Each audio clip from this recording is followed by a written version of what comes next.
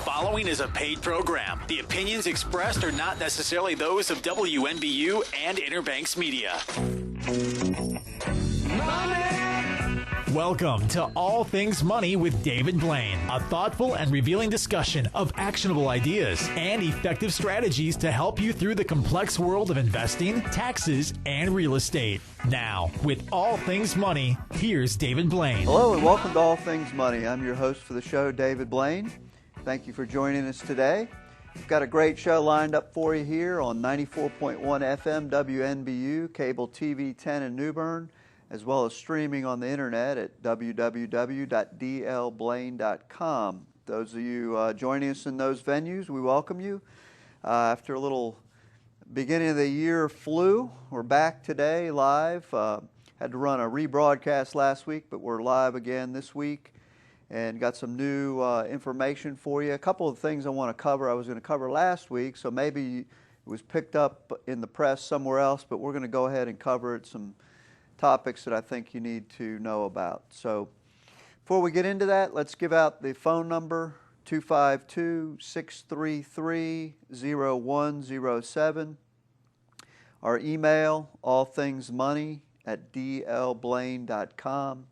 And of course the internet, www.dlblain.com. Feel free to contact us any one of those ways. Tell us what you think of the show, topics you'd like to hear, questions you may have. We are here to assist you.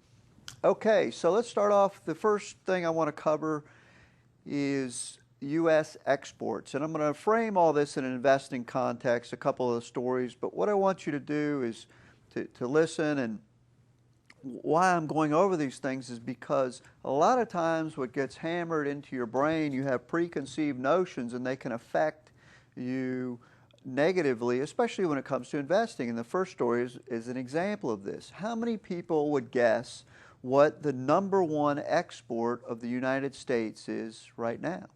I bet you not very many people, but it is actually fuel. Fuel in 2011 was the United States' largest export, and that includes gasoline, diesel, and jet fuel. And it was the first year in more than 60 years that the U.S. was a net exporter of fuels. This is from a story by Chris Kahn of the AP. He says that a decade ago, fuel wasn't even among the top 25 exports. And for the last 5 years, aircraft was America's top exports. And yet, it is actually fuel. A couple of things have caused this. Number one, the surge in crude oil prices is a lot more expensive. Oil, of course, is averaged around $95 a barrel in 2011, and gas is about $3.52 a gallon, which is also a record. So there's some money to be made, whereas a decade ago, oil was about $26 a barrel and gas was $1.44.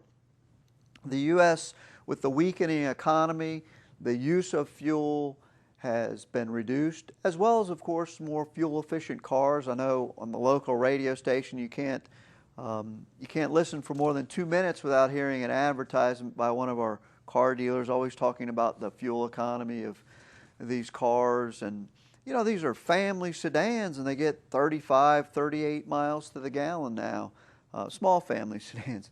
But it's not just the hybrids and the electric cars, it's the regular gas cars are very fuel efficient. And so that has helped the refiners be able to sell more gasoline to Latin America, to Europe, places like that. It also helps explain partly the reason why gas prices in the U.S.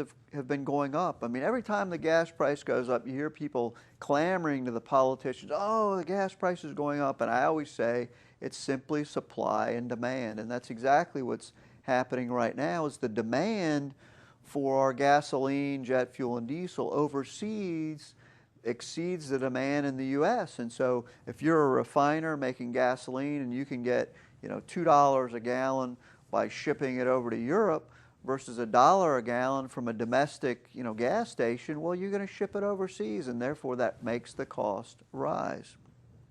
So that's an interesting fact that you may not have known. Another reason that a similar story that I want to talk about is that the Gulf, 18 months after the BP spill, deepwater drilling in the Gulf of Mexico is surging. And this is also very helpful. Of course, a lot of our refineries are down there on the Gulf Coast, and it makes getting this oil and natural gas out of the Gulf and right over to the refineries, it makes it in a really good position to produce a lot of gas for the world.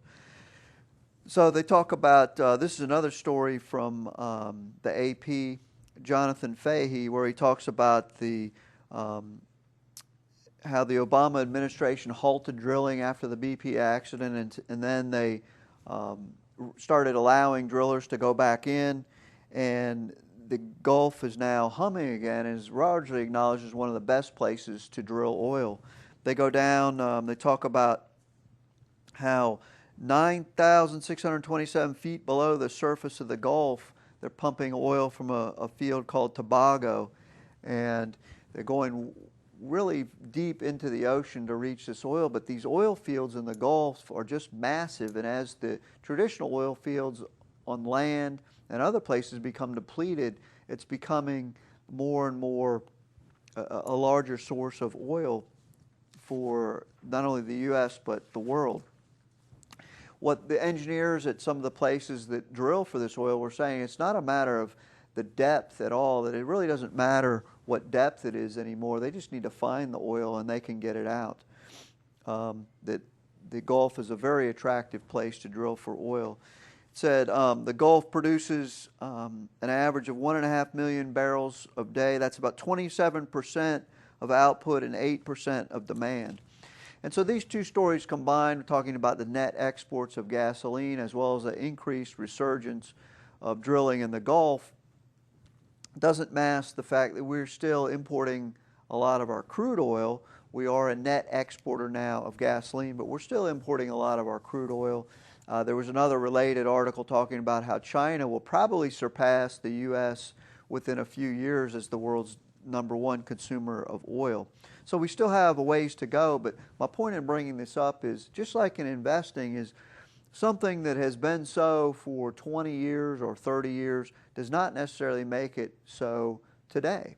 And a lot of people don't understand what's going on in the Gulf, deep water drilling, about the U.S. and its refining capacity, and that we're actually net exporters of oil.